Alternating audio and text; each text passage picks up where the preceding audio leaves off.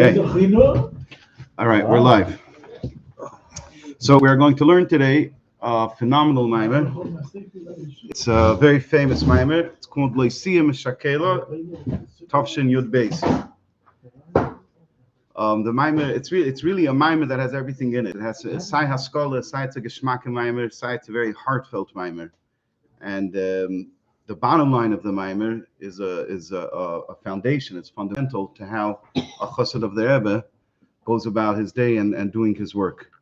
The Rebbe said this mimer just a little over. This was Adar Yud Beis, so it's just a bit over a year into the Rebbe's Nesius, and the Rebbe really, so to speak, laid down the law of how he expects us to go about our work.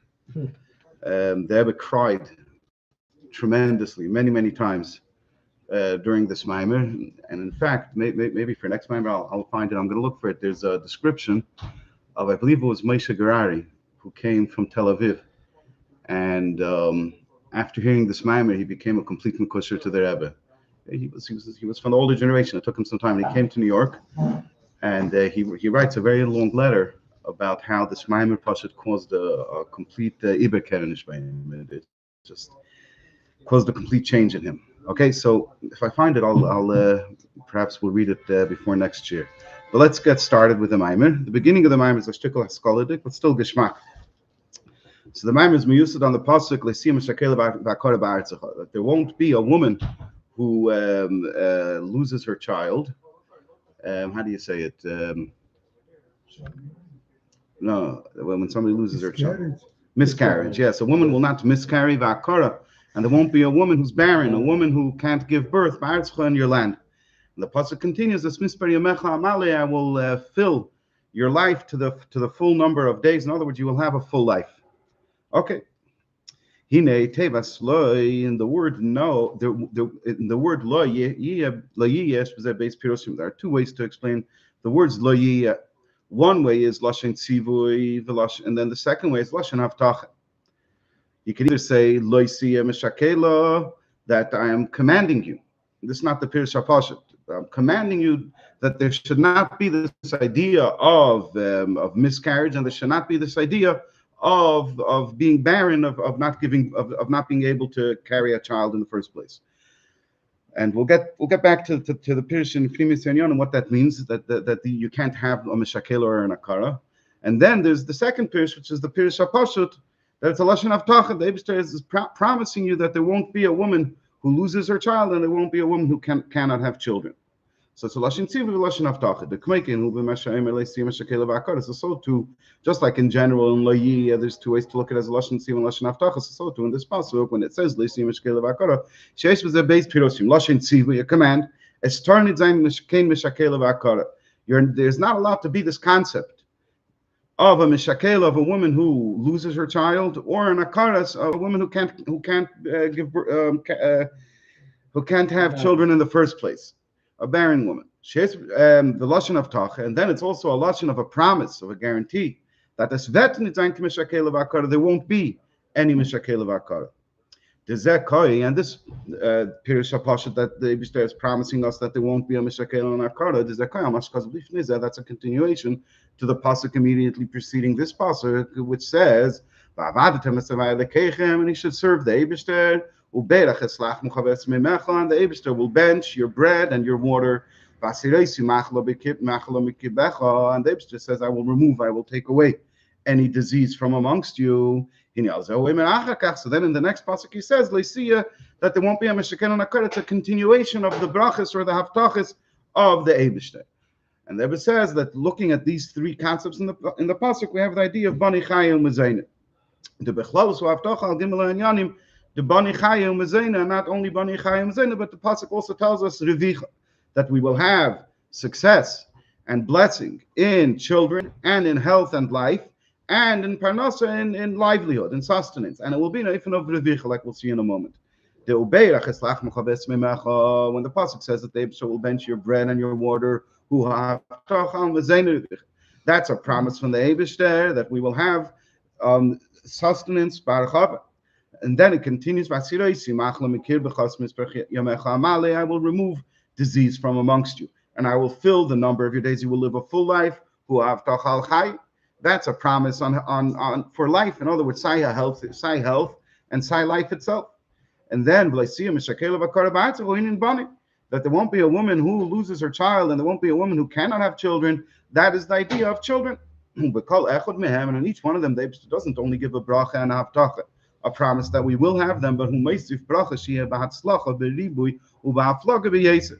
The Eibishter in the pasuk also adds a bracha that it should be with success and with abundance and with a great amount. This is what he says in the pasuk by each one, an extra inyan. First, he says, he adds the word that he will give a bracha in your bread and in your water. The eslach muchaves mimecha in mezayne revicha. That eslach muchaves mimecha, that's already the idea of mezayne revicha. So you already have that. If Eibishter says that you will have lechem and you will have water, so that's already in of mezayne revicha. So it looks like I was touching it a little wrong. The bracha is beyond revicha. The etzem thing of saying lach umemecha already includes in it that it will be revicha. Where does the Rebbe take that out from? How does the Rebbe see that in the Lashon? I don't know. We could say b'pashtus that if the Eibishter doesn't give it an eifin of revicha, so then it's missing. And when the Eibishter gives something, he doesn't give anything in an eifin that it's missing. So b'pashtus, when the Eibishter says, "I will give you bread and I will give you water," it will be in abundance.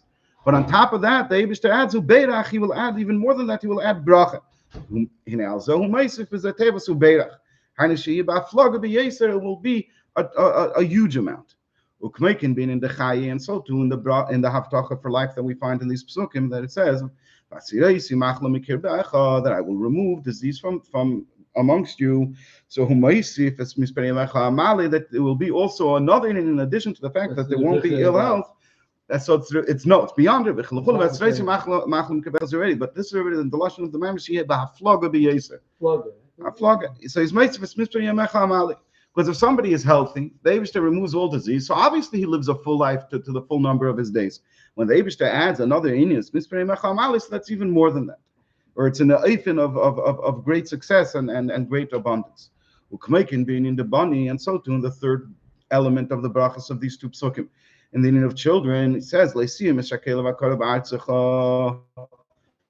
So he says, that not only will there be a woman who cannot have a child in the first place, that there won't be the inyan of Mishakela. Now, in the Pashtus Lashon HaPasuk, Mishakela is a woman who loses her child before childbirth. So it's almost the same inyan as Sihyeh Akara, that there won't be a woman who can't have children. The only question is, will she get pregnant and then Chas v'Shalom lose her child? So says that won't happen. And Akara, they were saying that there won't be Chas v'Shalom, somebody who can't get pregnant in the first place. But it's the same idea that women will be able to have children. But the Rebbe explains the Mishakela actually includes in it that the children will be healthy children and live long lives. Where do we see that? Yaakov Avinu, even though he was already an old man at the time of the story with Yosef, when Yosef took Shimon as a prisoner and he told his brothers to go back and bring Binyamin. So Yaakov at that time, what did Yaakov tell Pari when he came to him and he asked him, 100 and what did he tell him, 140 something? I think he said he was at the time, or was it less? We'll get to Parshas Vayechi, we'll all know. Anyways, or is it in Vayigash? It's in Vayigash, but Al Kolpanim, Yaakov was well over 100 years old at the time, so he was already a zaken. What does he say? What does Yaakov Avinu tell the brothers? When he thought that he lost one of his children, that he lost Shimon, and then he was afraid that he's also going to lose Binyamin if he sends him with the Shvatim back to Mitzrayim. Omar, so he says, shakolti, just like I've lost Yosef earlier, so shakolti, now I will also lose, and Shimon or Binyamin, whichever one he was referencing, I don't have exact clarity in it, but the point is, he's saying that even somebody at the old age of being over 100, if he loses a child, then it's the inyan of Mishakela, it's the inyan of Shikul. So we see that when it says Sihyeh Mishakela, it includes a bracha that somebody's children should continue living throughout their entire lives, that there shouldn't be Chas v'Shalom a child who passes away before his time. So it's not only the idea that you will be able to have children, but it's also a bracha that it should be b'haflaga b'yeser, that the children should live a full life. In other words, that there should be a bracha in the children. And this is what the pasuk is saying, that Sihyeh Mishakela, not only Akara but also Mishakela, because that includes in it the bracha shiyu barichus yamim b'derech haroya liyah, is that the children should live a long life in the appropriate way, the way it's supposed to be. Okay, so that's the beginning of the Maimer. That the Eibishter says, first of all, Sihyeh Mishakela, the Eibishter is giving a command at Tzivui. There should not be this idea of Mishakela, of losing children or not having children in the first place, or Akara, not being able to carry a child in the first place. And the Rebbe explains that this pasuk is talking about the bracha for Bani Chayim Zayin Revicha. Not only Revicha, but with a bracha, with a ribuy b'aflaga b'yeser. Okay. Close, and the Bani Chayim Zayin Revicha. So the general concept, the general idea of having brachas in these three categories, which encompass in it all of the needs of a person, right? Children, health, or life. And parnasa are the three general categories that all the needs of a person fall under. So this is all dependent on what? The beginning of the earlier passage that says, that you shall serve the Eibishter. There's a condition over here. If you will serve the Eibishter, then the Eibishter will give you bracha in all three inyanim of Bani Chayim Zayin Revicha. And the Rebbe has a question over here. Even though Chazal is saying it's very interesting, this is not the Rebbe's answer, it's a built-in Mugamayim, but the amount of Ma'anim that they bring for this is a lot. About Kapanim, I never learned any of them, but at least not to my memory. But Chazal say that Bani Chayim Zayin Lav Bizchus Atalia. Having bracha it's on the other side of that page, yeah. Having bracha in Bani Chayim Zayin, in children, health, and parnasa, is not dependent on the person meriting it through his avodah. It's not dependent on that. It's dependent on the person's mazel. If he has a mazel, if he has a good mazel, then he will have it, and if not, he won't. It's not dependent on his avodah. Can he improve his mazel? It's a long mazel Yisrael. There you go. So it's a long subject. Without a question. The whole we have a mitzvah to say to daven to the Eibishter when we don't have something. So it's clear from that you can change your mazel, you can improve your mazel. But Chassidus explains it much deeper, that in mazel Yisrael, that the Yidden stand beyond, higher than their mazel, they're not dependent on it. And we have the example for this from the first Yid, and from the first Yidden, from the first Jewish woman, from Abraham and Sarah. The mazel for Abraham and Sarai was that they won't have children. And Avram and the Eibishter said, the mazel of Avram is not to have children. The mazel of Sarah is not to have children. So I'll change your name to Avraham, and Sarah's name I'll change it to Sarah, and now you can have children. So you see that a Yid is not dependent on his mazel, because a Yid is beyond his mazel. In other words, the mazel is just a step. It's a thing in between, but the Yid really can reach higher than his mazel. But yes. The short answer is yes. Okay. So he says the mazel is beyond the level of zchus. What's the idea of zchus? The idea of zchus is that we say like this: let's take an accounting. Let's see, is the person deserving of something or not? If he's deserving, yes. If he's not deserving, not. What things are dependent on this? Things to which you give an accounting for. Things that you have to make a cheshbon and say, can he merit it or not? What if there's something that's higher than that? You have it for a reason that's deeper than zchus, so it's not dependent on it. The accounting, the cheshbon, may taka come out negative, but it doesn't matter, because you're getting it from a place that's beyond cheshbon. If it was coming from a place of cheshbon, so the cheshbon would have an effect on it. But since it's coming from mazel is beyond the category, beyond the concept of a cheshbon. So therefore, it doesn't matter what the zchus turns out to l'chayva or l'zchus. Even though that's true, still it's dependent on the inyan of Aveda. You see, it is dependent on Aveda. It is dependent on Aveda. So it's not zchus. You can't. It's not dependent on zchus. Not do anything and say. Does it mean Aveda that can arbiter? That's clearly not. Clearly not. But that's a different sugya. That's a different sugya. That you could say that a person who doesn't want to make a keli and tava, so the mazel, the things that he gets through his mazel will stay in Elam Atzilus. They won't come down into this world because he didn't make a keli in Elam Hazeh, so that's where you have to work. But Rabbi Baal Shem Tov said that Hashem make the keli for you also. Very good. Oh, You're talking about That's what Baal Shem Tov said. correct. You're talking about the words "Hu yechalkelecha."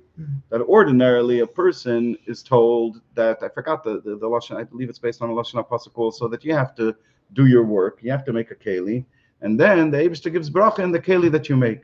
However, the Baal Shem Tov is megala a depth that it's possible that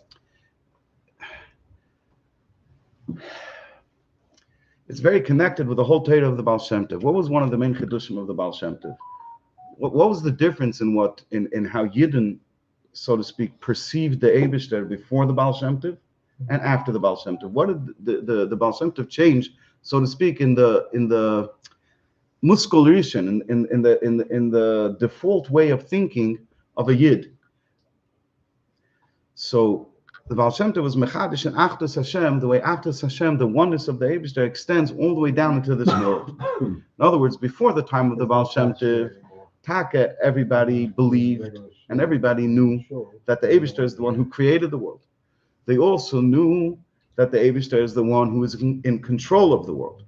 However, to see that the world and its entirety is nothing more than an expression of the Eibishter, and therefore the world has no independent existence whatsoever, that was not taken as a default way of thinking, and in many Sfarim it's not described that way either.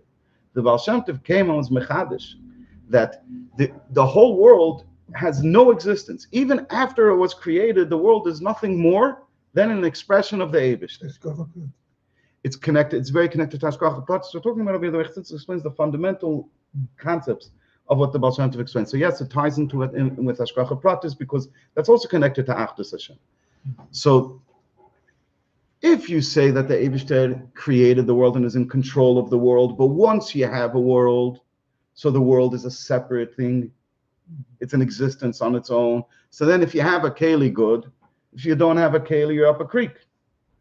According to the Torah of the Baal Shem Tov, that the whole world has no existence. The world is nothing more than the Eibishter, the way is melubash in a gashmistic form, but there's no mitzias, there's no independent existence for the world. So you could also have a situation where a Yid says, I'm failing at making my keli. I can't make a keli. For whatever reason, I can't make a keli. Says the Baal Shem Tov, it's not a problem. Because the world, including all of the laws of nature, all of the rules that the world enforces, are all totally and completely in Hashem's hands. And therefore, the Eibishter could also make a keli for you. However, it must be said that the Baal Shem Tov isn't advocating that a person should not make a keli. And Torah is very clear, Parshat HaHalach, and the Baal Shem Tov is not being mitzi from that chas v'shalom, that a person has to make a keli. The Baal Shem Tov is saying that if a person finds himself in a situation where he's such a lo yitzluch that he can't make a keli, he can't. It's not working. Whatever he turns to is not working out for whatever reason, either because he doesn't know, or because he doesn't try, or because for whatever reason, Baal Shem Tov says the Eibishter can make you a keli also. Between there's a freedom of choice in this world. So correct. It gives a person, because we have this constant yes sir, and we have to fight it. So always could be that he's not unable to make a keli or something. 100%. 100%. So the Eibishter gives an answer. That the Eibishter will make a keli also. Okay, be it as it may. Let's continue inside. So he says like this. So again, to get back to what we were saying, that the Rebbe points out that the pasuk says that bracha and bani chaya u'mezayna is dependent on what? On va'avadetem es Hashem elikechem, on serving the Eibishter. It says that having bracha and bani chaya u'mezayna is not dependent on being zakai, on being meritorious. In other words, on doing the right thing. It's not dependent on doing the right thing. The Rebbe says, nevertheless, on Aveda, it's still dependent. So maybe you don't have to have the inyan of zchus, but you still have to have an inyan of Aveda. Okay, and let's leave that the way it is, because the Rebbe is going to move on now to try and understand what's the inyan of Aveda in the first place. Yeah? What is Aveda? What's Pshat Aveda? Why Aveda? It's Tzarech and close inyan Aveda. We have to understand what's this whole idea that you didn't have an Aveda to do for the Eibishter. We take it for granted because that's what it says everywhere, right? that a Yid has to serve the Eibishter. So the Rebbe says, let's take a moment and think it through properly. What's this whole idea of Aveda? Dini Lamata. Everything that we can that we see Lamata is a mashal what goes on Lamaila. So it's called Aveda, it's called serving the Eibishter, just like a servant serves his master. So Lamata, we understand Dinin of Aveda. Dinin Lamata moving in Aveda Se'eved La'adonai. We could readily understand this idea that you have a master, and in Kozeh you have a servant who serves him. He's going to explain what he's saying. The Afshu Adin, even though he's a master, the Adin be'emes, and he's an emes Adin. What does it mean? There's an Adin be'emes that he is be'ein areich higher than the servant. To say that the servant has something to contribute to the Maila of the Adin is not possible. Because the Adin is given the title Adin by Torah, and Torah means it be'emes. The Adin is on a much higher level than the servant. So how is it? So what's the point of the servant serving the Adin? What does the Adin gain from it? So it says like this: even though the Adin is be'ein arech higher than the servant, still there's some things that the Adin himself doesn't have. And that's why the servant serves his master. When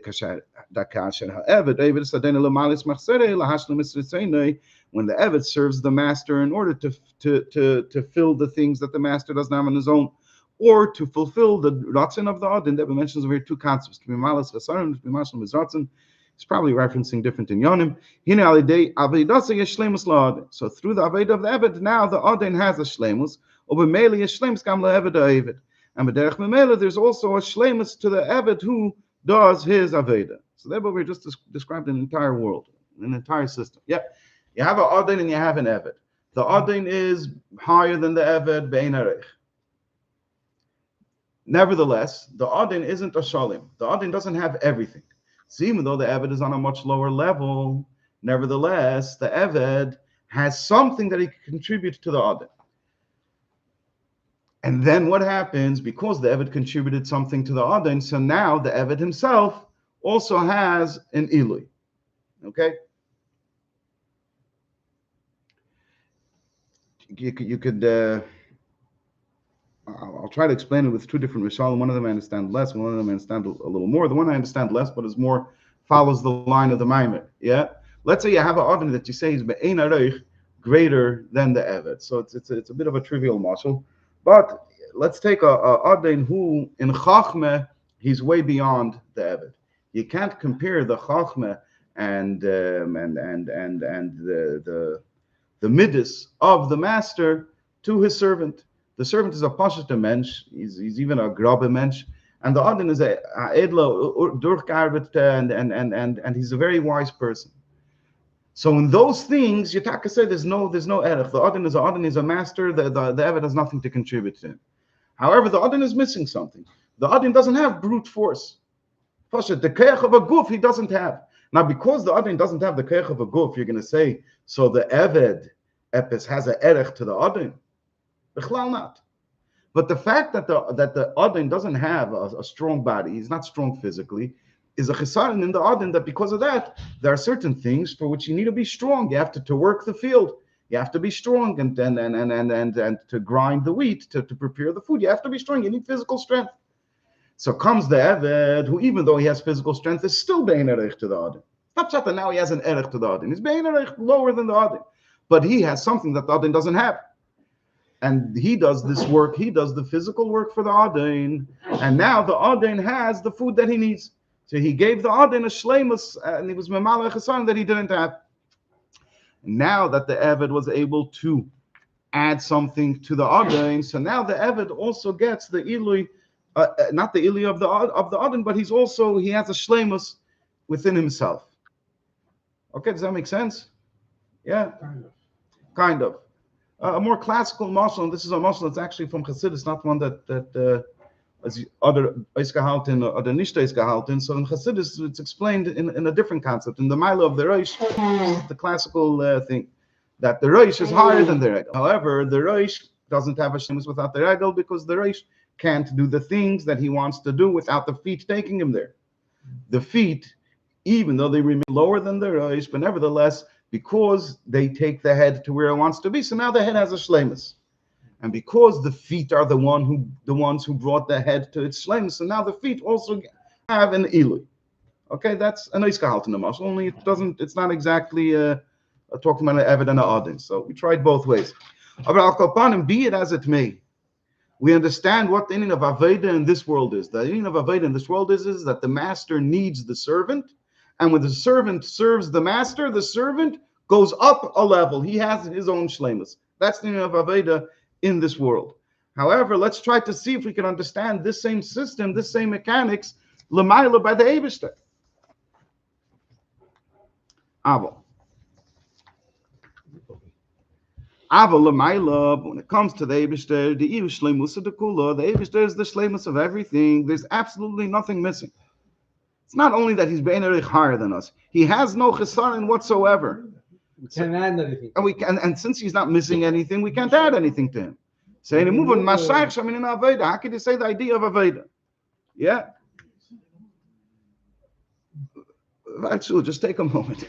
How many times do we learn? Our whole life we're learning about aveda, and now the Rebbe is saying, "Hold on, the whole thing doesn't make sense with chilasi."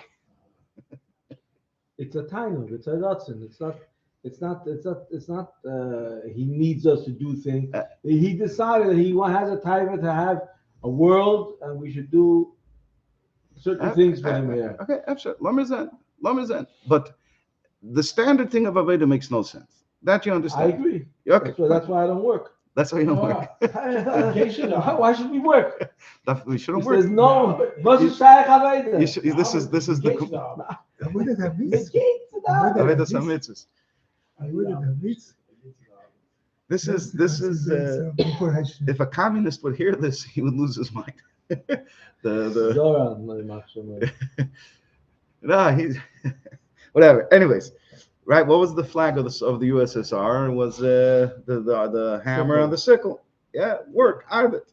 The Nazis in Machshemam also arbeit machfrei. Anyways, so what do we have over here? We don't understand what's this whole idea of aveda. That's first of all, and then looking at it from another angle, it makes even less sense. Ubeyeser anymore. Shrei Amar Azal beferish Chazal say b'medish v'chima ich bas leil HaKadosh Baruch Hu lemisha sheichet min hatzavar lemisha sheichet min ha'erev. What does the Eibishter care if somebody shechts from the neck, from the front, in other words, or from the back, from the spine, from the back of the neck, whatever that part of the body is called in English. In Lashon Kodesh, it's called the erev. So if so, why do we have mitzvahs to shecht dafka over here, and so to all the other mitzvahs? Medrash explains, the only reason that the mitzvahs were given is not for the Eibishter, not because the Eibishter needs us to do the mitzvahs, but rather in order to improve ourselves. The mitzvahs, the Medrash says, was given in order to make the person a better person. But the Eibishter doesn't need the mitzvahs and doesn't care for the mitzvahs.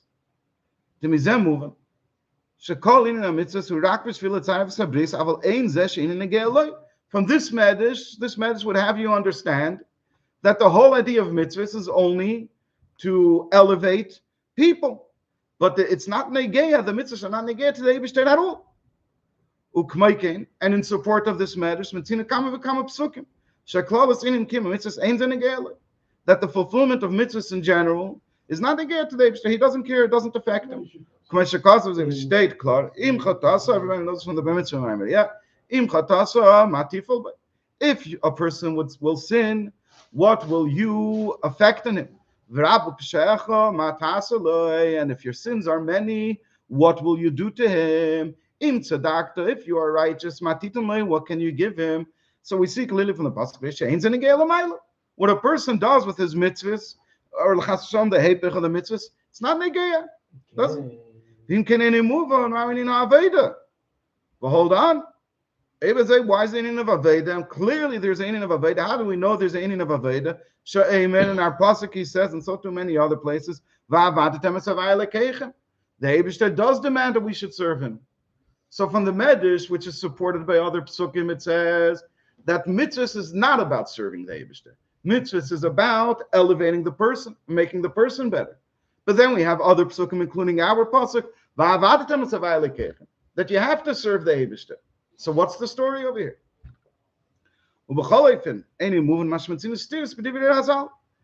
whatever the explanation would be in these things that we already mentioned, but b'chlalis in general, we find stiris in Chazal. Sometimes we say, like we just mentioned from the Medrash, that the Eibishter doesn't care. But then we have what it says on the pasuk, Moshe Rabbeinu says that now may the power, may the strength of the Eibishter be increased. It's explained that through Yidden fulfilling mitzvahs, we do cause Shem Adnai to become stronger. Ukmeikin and so too in the other direction, so they had their Aveda Nasa Hedek of Yachal that when a person does not do his Aveda, it causes a weakness by the Eibishtek of Yachal, Lamaila. Like it says in the Medrash on the Pasuk, that the rock, the strength that gave birth to you, Tashi, you tire him, you make him weak. That during the time when you don't do the will of the Eibishter, in other words, they don't learn Torah, they don't fulfill mitzvahs. They weaken Kivyachal, this tzur, this rock, this great strength, this great power. That's Lamaila. It's Befedish Negeya. So in the beginning we said that L'chura we say that it's L'tzarif Ben Sabrius. Right? And that doesn't comport with the pasuk that it's not to elevate and make people better, but it's to serve the Eibishter. But then he says also in the Etzer Inyan, can you have an effect l'mayla, yes or no? So one pasuk says im chatasa matifol boy, and the other pasuk says tzuri lad chateshi, or in the direction of good. So what's the causing? So first we want to understand what's the idea of Aveda. Second one, we want to understand can the mitzvahs, right? In other words, what's the meaning of Aveda? That L'chura the Eibishter isn't missing anything, so he doesn't need us to contribute anything to him. And second of all, we want to understand, can our actions in this world have any effect on what's going on L'mayla? Okay, so the second part of the question is going to be easier to answer. It's a long ice. Yeah, we could do it. Now, this ice has in it really very tifa and yonim, very tifa haskalas, but he mentions it like in a very easy way. And if you blink, you won't realize what's going on. Or rather, I should say that to properly understand all of the ideas that he mentions in this pasuk, you have to learn a hemshech on each idea that he mentions. But we'll just we'll touch it and we'll just try to give a teensy drop of an explanation on each inyan. So let's go. In order to explain these status, that can we affect things going on l'mayla or can we not? So events of women that if you're going to talk about a higher level, so there we have no effect. In a lower level, we do have an effect. Let's see how this works. That's called, he's calling the Avedis in the Shalah. It's not a lashon I'm familiar with, but in the Madrega of Adin Yachid Sheiresh HaSharashim, a master who is one, a union of Achdus, Sheiresh HaSharashim, the source of all sources. Benegelin Enenu, I don't know Atzmus, but beyond everything. Before Tzimtzum, certainly. Well, he's gonna Shulamalam Ishtalshus, and he's gonna be Mefaret. So this is our level that's higher than Ishtalshus. In other words, in general, higher than Atzilus Bri Yitzirasiyah. Hinesham Einege Aveda Shalamayla. We're going to get into more detail. Shalamata. So over there in these Madregas, it's not Negeya, the Aveda that we do down here. It makes no difference. But in the lower level, which over there, we have to bring about an Achdus, we have to unify the beginning and the end. So on this lower level, it does matter what we do or what we don't do. He's going to give now Hesper Barichas in this. And when it comes to the levels of state of Ishtalshalos, again, the Dal, the elements of Biyah, over there it is Negeh, the Aveda. Let's start with the lower part where it's Negeh, which that is Chachma, which is the beginning of Ishtalshalos. The Chachma, Hireshis, that's where the whole state of Ishtalshalos starts. Hinesham, Negeh, in Aveda over there, the Aveda is Negeh, and that's for certain. He doesn't spend much time on it. And now the rest of it is going to go beyond Ishtalshalos. Even in Keser, if you're going to talk about B'chinas Arich Shaba, the level of Arich in Keser, over there, the Aveda is also Negea. Okay?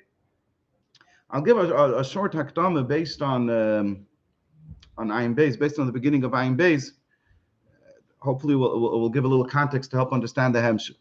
And I'm beis, and right in the beginning, is mevayir that the Indian of Arich, the Indian of Keser, at least Arich, is the Indian of Ratzin, and Ratzin is the Indian of a Memutza, it's an intermediary. And he explains the Indian like this: you have a person. The person has no shaykhs to things outside of him. Then the person has a Ratzin, he wants something. Because he wants something, so now he goes and gets that thing. Okay? So you have over here 3 levels. You have the person himself. Over there, he's behelim within himself. He has nothing to do to things outside of him. You have all the way on the other extreme where the person is dealing with things outside of him. He wants a house. He wants different things that a person wants. He wants to learn a language. He wants to learn anything of chachma, whatever it is that the person wants to do. Okay, those are the 2 extremes.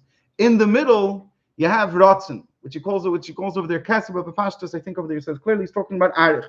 You have the idea of ratzin, which is the person wants. Was ist da der Eistheit? The person wants. Mitzad echad, it's still the person himself. It's not something else. It's the person. Mitzad sheni, the person wants something else. So the nefesh is standing with a netiyah. It's attracted to something. It's leaning towards something that's outside of him. So it's a memutza. It combines both things. Mitzad echad, it's still within the person. Mitzad sheni, it's interested in something that's outside the person. Okay, that's how the Ibn Ashab explains of the idea of ratzin. So over here, this is the Madei that he's going to be talking about over here in the Maimon now for the next multiple lines. So you're talking about Arich, you're talking over there about this idea of Ratzin. Dine bekeser is beis beginnis. And Keser, you have, which is Keser in short, is the level beyond Ishtalshus, beyond Atzilus. So you have 2 levels in Keser. Beginnis Atik, which is the Pnimius of Keser, the level of Keser, which is called Atik, and that's the Pnimius of the Keser. And then you have Beginnis Arich, and at the level of Arich, which is the Chitzenius HaKeser, right? Atik, the Pashtus is not the Pashtus is going to explain soon. Atik is Moshe Netak, that it's separate, it's removed, like somebody who's Matik, it's Mekoim Dirase Vayatik Misham Ahar, that he moved to a different place, is being removed. And Arich is, I think, I can't remember actually seeing this anywhere, but Arich, I think, is Melashon that it's long, because it has to do with Hamshach, it's Nimshach Lamato. I may be completely off over here. About Kopanim, when you come to the level of Arich in Keser, which that is the source of the Ne'etzalim, of the things which emanated from the Eibishter. Like I said before, each inyan over here is a whole concept that you have to learn by Arichas. But there's the idea of Ne'etzalim and there's the idea of Nivroim. Ne'etzalim are things which emanate from the Eibishter, if you want to use the word in English to see if now we understand it any better. Nivroim are things that are created. The beard in it is that Ne'etzalim, even though they're chutz from the atzmus of the Eibishter, from the Ein Sof, but they're not something new. It's Sachakol, that which was previously within the Ein Sof is now outside of the Ein Sof. So that's what he's talking about. Yeah, Bechlals, we could say it's Olam Atzilus, but other things go into the category of Ne'etzalim also. But yeah, let's say Atzilus. So the idea of Atzilus and also all the other Ne'etzalim, they are not a new creation. They are what was previously included in the Ein Sof, and now it's the same thing that was there before, but is outside of it. So Arich is the source of the Ne'etzalim. By the Ne'etzalim, it is Negeya. And even in the source of the Ne'etzalim, it's Negeya, the Aved of a person, what a person does do when it comes to Torah Mitzvahs, what a person Chas V'Shalom does not do when it comes to Torah Mitzvahs has an effect. And now he's moving on to talk about Kelim Sham Negein and Avedis and Nivraim. If you're going to talk about Kelim Bechlolus, so over there the Aved of the Nivraim is Negeya. Why? The Inin HaKelim in Mitzias Tezulas. The whole idea of a Keli is something that's a Mitzias Tezulas, is something that's an existence of that is not the thing itself. We'll read a little more and then we'll try to explain just a little bit. The Kelim, the idea of a Keli is where the light becomes concealed, it cannot be seen anymore. In other words, that it is a separate existence. Because when the light shines, so then you only have the source. You don't have something that's apart from the source. But Kelim, the idea of a Keli, which that is a concealment of the light, you no longer see the light, so now you have it is something separate. Okay? And through many Hishtalsus from Ilu to Ola, that it goes down from one level to the next. So then you end up actually having creations not only Netzalim. What is he saying over here? So again, this is all in Yonim, like I said, stiff scholars. You have to learn Ramon Barichas, but just in very, very short, to make the point over here. You have the idea of Oir. In Chassidus, it's explained, the Arizal talks about Oiris. I think the Arizal may have been the first one, or at least to put an emphasis on this idea of Oir. He calls it Oir. You can have a Ashpa, you can have a Keach, you can have a Chayas. He calls them Oiris. So the idea of a Oir, we can understand it from the sun and the light that comes out of the sun. The light that comes out of the sun is not something that's separate from the sun, right? It's one with the sun. How do we know that it's one with the sun? Because you take the light of the sun that traveled hundreds of millions of miles, or whatever the proper distance is, from the sun all the way down to your backyard. On Segate, it's going without any problems. What happens if you put your hand and block the sun? With them all over here, the sunlight stops. Understand? It managed to travel hundreds of millions of miles, and over here, a little hand blocks it. Why? Because Oir is something that is constantly attached to its makar. So as long as the light can stay connected to its source, so it will remain in existence. The second you disconnect the light from its source, it doesn't exist anymore, because there is no such a thing of a light that's just disconnected from its source. Okay? So Oir is miyuchad with the Moir, and it also says the Oir is megala the Moir, it reveals the Moir. When you see light, now you know that there is a shiny object, a bright, and not only that, you know also that it's a bright object. It's megala the Moir. It says, if you see light coming from somewhere, you're traveling in the forest, and you see a light in the distance, and you're lost, so now you know, there's light, there must be a lantern that's lit in somebody's kretschmer, and here you were saved. You can go there, unless it's one of the stories about the scary people over there. There's a famous story. It's one of the Talmudim of the Baal Shem Tov about this. So light is always connected to its source, and it reveals its source. Okay, that's what it's explained in Chassidus. So when you have light, you only have the source. You only have the makar. However, a keli is the complete opposite concept. A keli you have, how's a keli created? So it says from the hiskashmus of the Eris, through the Eris, going through a process where they become more materialistic, so to speak. So then you end up having a keli. A keli is the complete opposite. A keli is absolutely not connected to its source, and it doesn't reveal its source. You see the keli, you don't feel that you have to say, there's a light somewhere. A muscle for it I don't have right now. But when you see a keli, for example, if you see a table, and the table is covered in paint or whatever it is, again, trivial examples, but you see a table, do you know that there must have been a tree? Lav dafka. If you see the wood and you'd make a whole study in it and you're misbeinin in the table, then you say there must have been a tree from which the table came from. But b'hashkafa rishayna, you look at the table, you don't say that there must have been a tree over there. You don't even know that it's wood necessarily. You have to start digging to see. So a table perhaps could serve as a muscle of what does it mean that there's a keli. It's not connected to its makar.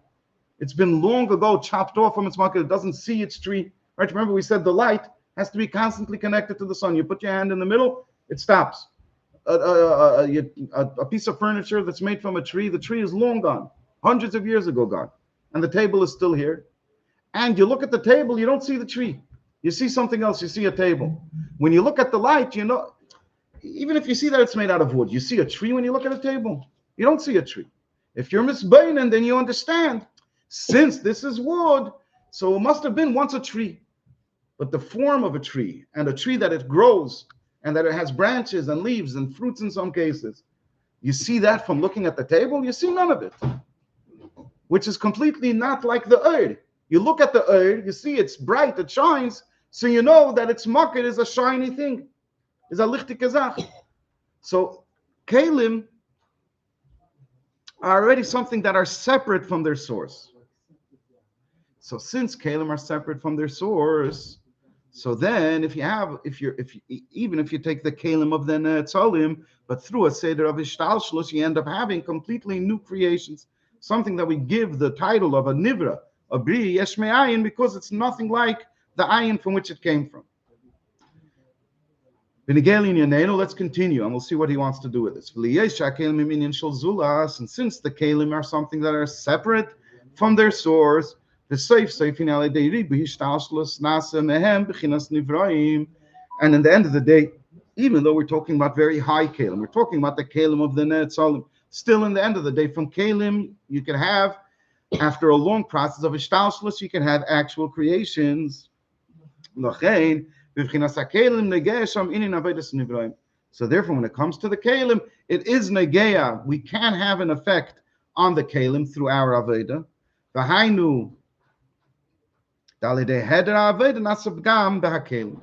That through a lack of aveda, when we don't do our aveda properly, so the keli is ruined, it's damaged. So that's been negeya to the kalim of the Netzalim. However, it's also true beneged to the Eid of the Netzalim, and included in this, we mean to say also the Eidus of Arich. He says like this: also, if we're going to talk about the Eid itself, also beneged to the Eid, it's also neged in of Aveda. When a person doesn't do his Aveda, so mistalik Eid me'akeli. So the Eid leaves the keli; it doesn't shine anymore in the keli. And he's going to explain the contrast between what happens to a keli when there's no aveda and what happens to an oir when there's no aveda. The afshabaha ain by pgam, unlike the keli, which the keli is much closer to us, and therefore we can affect it much more. We can actually damage and ruin the keli chas v'shalom. So there's a pgam. The oir is connected to its source, and therefore it's not so connected to us, and therefore we can't affect it so much, because it's beyond us, so we can't affect it so much. But still, we could affect it enough not to damage it, but to cause it that it shouldn't be able to shine in the place where it's supposed to shine. Since we directly damaged the kalim, and now the keli can't have the light shine in it, so therefore we could cause that the oish no longer shine in the keli. So a change in the oil we don't make, but we can remove the light. Okay. In order for the light to shine in a keli, it has to be a keli that can accept the light. If you have a window, right, or eyeglasses, or a magnifying glass, and it's whole, it's not damaged, so then when you shine light through it, you can see straight through the window. You can see the light that's coming through it. When you're wearing glasses, you can see the light that's coming through it because it's a keli for the light. But what happens if the window shatters? It's damaged. So depending on the level of damage, that's how much the light will no longer be able to go through it. You try to look through a cracked window, if its mom is shattered to many small pieces, it's very hard to see through it. Same thing with glasses and a magnifying glass. So when you broke the window, did you change the light? You didn't change the light. You didn't touch the light. You only touched the window. But because you broke the window, now the light can't come to where it's supposed to come to. The light can't shine through, can't be in the slavish and the keli, shine through it and come to where it's supposed to go to. So he says, Al derech zeh l'mayla. Our Aveda, since we are nishtalshul from the kelim, so we can mamish affect the kelim. We could be pagim in the kelim. Once we're pagim in the kelim, now the oil can't shine in the keli. If the oil is not shining in the keli, so tanka, we didn't change the light. We didn't damage it, but we don't allow the light to do its tachlis. The tachlis of the light is to shine through the keli. And now we can't do it anymore. So we affected it. Maybe we didn't change it directly, but we affected it by not allowing it to rest and to shine in the keli. V'hainu shezeh ma sha'er mistalik me'akeli. With this, that the light has to leave the keli, it bothers the light. The kavanas, why? Because what's the purpose of the light? That the light should go into the kelim and should shine in them. When the light is forced, because the keli was broken, the light is now forced to leave the keli. He's not fulfilling his job. He's not doing his work that he's supposed to do. And this is what we mean when we say that the Aveda of us down here, Lamaila, also has an effect on the light. That through not doing the Aveda properly, so you have the light has to leave the Keli, and therefore the light can't fulfill its purpose for which it was created. Okay? To summarize, he explained over here on two levels how we can affect things lamaila until the level of arich, which is chitzenius hakeser. So for sure, certainly in everything from chachma and below, which is seder ishtalshlus, we can affect because we have some sort of an erech to it. It's somewhere within our realm to be able to reach it and touch it. But even in keser, in the chitzenius hakeser, we can also. First, he explained the kalim, and that was easier to explain because, after all, we are nishtalshel from the kalim. So he's able to explain that very easily, that we can affect them. But then he goes further, even the eris, even though we have no shaykhs to the eris, but because we can break the keli, so therefore we can also have an effect, a negative impact on the eir, because now the eir has nowhere to go. Why is that so important? Because the whole purpose of the light is that it should go into the keli. So now the light was Pashat affected in its whole purpose for which it was created in the first place, then it can't fulfill its purpose. Now he's going to take it even a step further. Even in the eris, that in the level of air that's higher than being enclosed in a keli, also that light we can affect through our aveda. Why? Even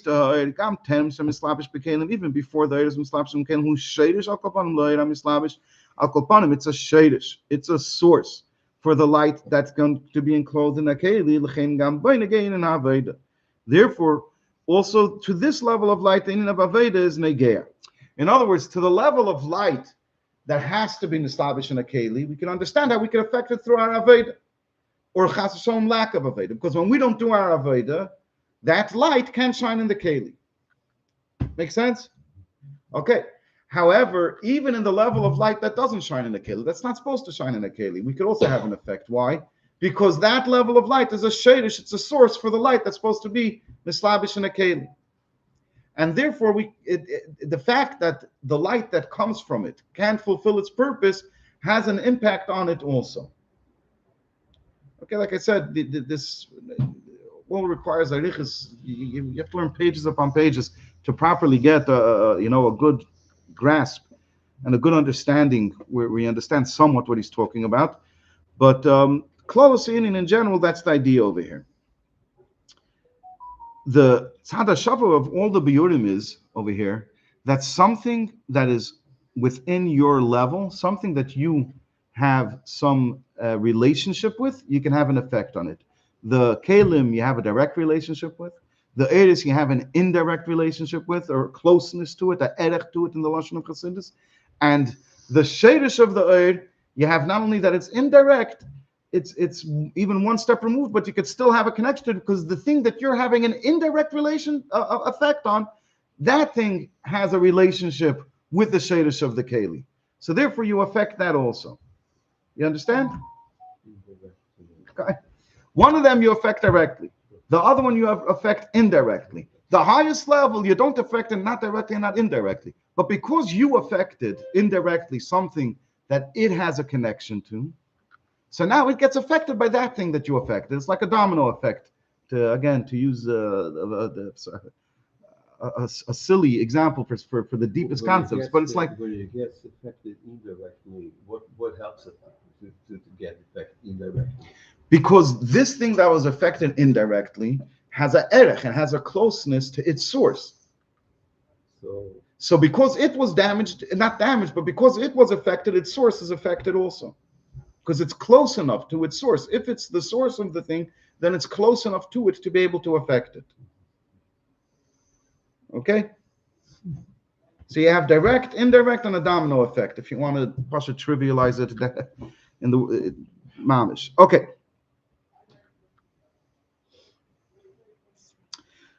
And now he sums it all up.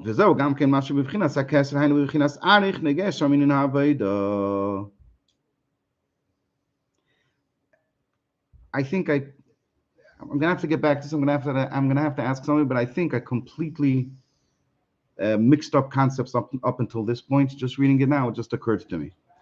Before I was explaining, which didn't sound right to me, but that's what I thought he was saying in the Maimer, that when he's talking about Kalim and Eidis, he's talking about Kalim and Eidis within Keser, within Arich.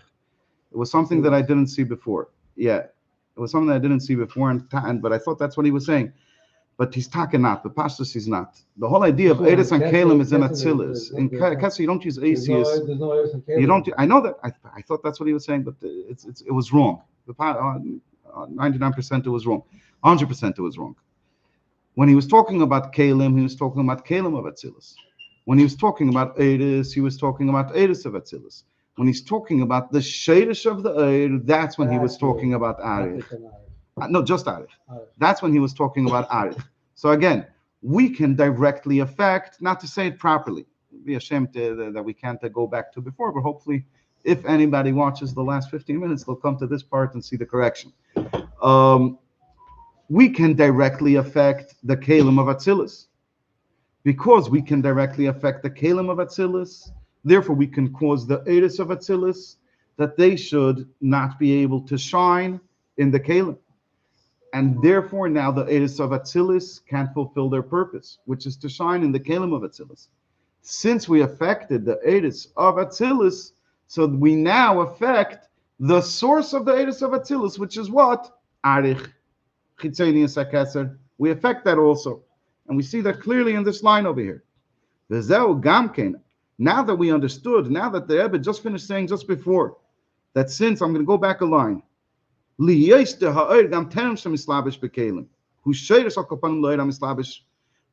a source for the light that shines in the Kalim. In other words, now he's talking about the Eid of Arich.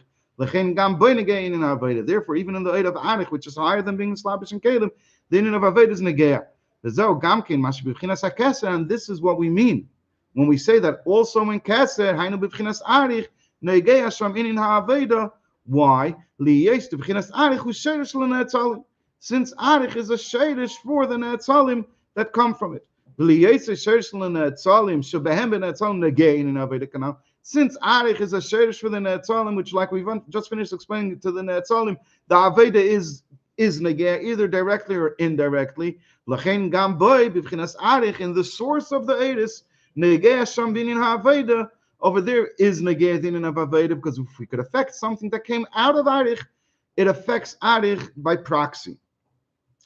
However, when it comes to Pnimius, so until now we explained, this explains all the Ma'amari Chazal that say that after Yigdal Ma'keach Hashem or Tzuri Yilad Choteshi, that we do make a difference. L'mayla. Now he's going to come back to him Chatasa Matifol Boy that we don't make a difference.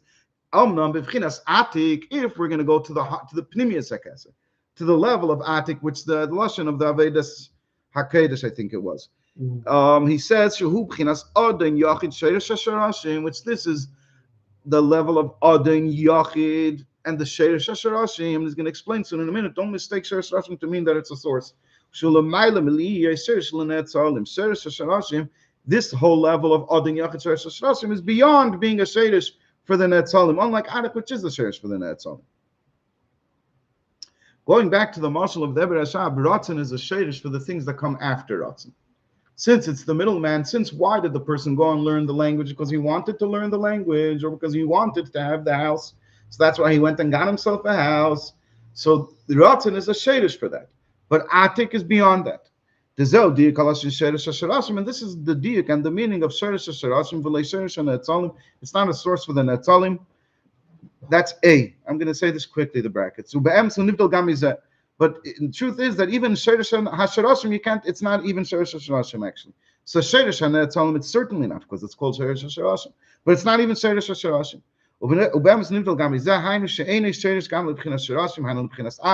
It's not a source for Arich either. When we say that it's Sherish Hasharashim, that Atik is a Sherish for Arich. Because Atik is much Atik, that it's removed. It's removed even from the level of Arich. It's just we need some language to use to refer to it. So we call it Sherish Hasharashim, but we don't mean to imply by it that it's a Sherish for Arich or for anything at all.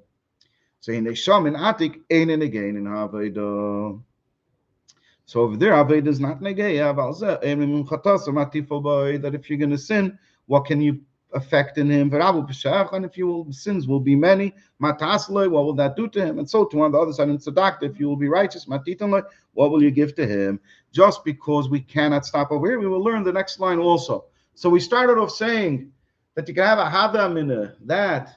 Ma'aseh mitzvahs is only L'tzaref Sabrius, and there are many Sfarim that remain at this level, and there are many Yidden, and I've met some of them who serve the Eibishter at this level. That mitzvahs is just to give me Gan Eden. Mitzvahs is just to make me into a better person. I shouldn't be like the guy. That's why there's mitzvahs. And therefore, yes, I who do mitzvahs, you could call me a Yid, and a Yid who doesn't do mitzvahs, you can't call him a Yid. A Yid. So he says, no. He says, it says, in addition to L'tzarefim Sabris, there's this idea of serving the Eibishter. It's not just about you and your mitzvahs. You have to serve the Eibishter. That's first of all. Then he says, that wait a second, okay, so we're serving the Eibishter. But can we affect the Eibishter? Can we have any effect on the Eibishter? So he says like this, Yitaka can't. You can only affect the Eibishter on the lower levels. But on Atik, you can't affect the Eibishter. So what you do is negate the Eibishter, but it's not really negate. To the lower, more chitzenistic levels of the Eibishter, he cares about you and what you do, but ultimately, he doesn't care about you. That's where we got to until now inside. But he says, Omnam bemes ein ze maspik adain. Yeah, we're not going to leave it at that. And for that, we'll continue in the Maimah, but it doesn't stay over there. It doesn't stay over there. But these are all levels where, I'm saying in other Sfarim and in other ways of serving the Eibishter, it stays there, but in Chassidus nicht das. All right. It's very deep and it's also very sweet.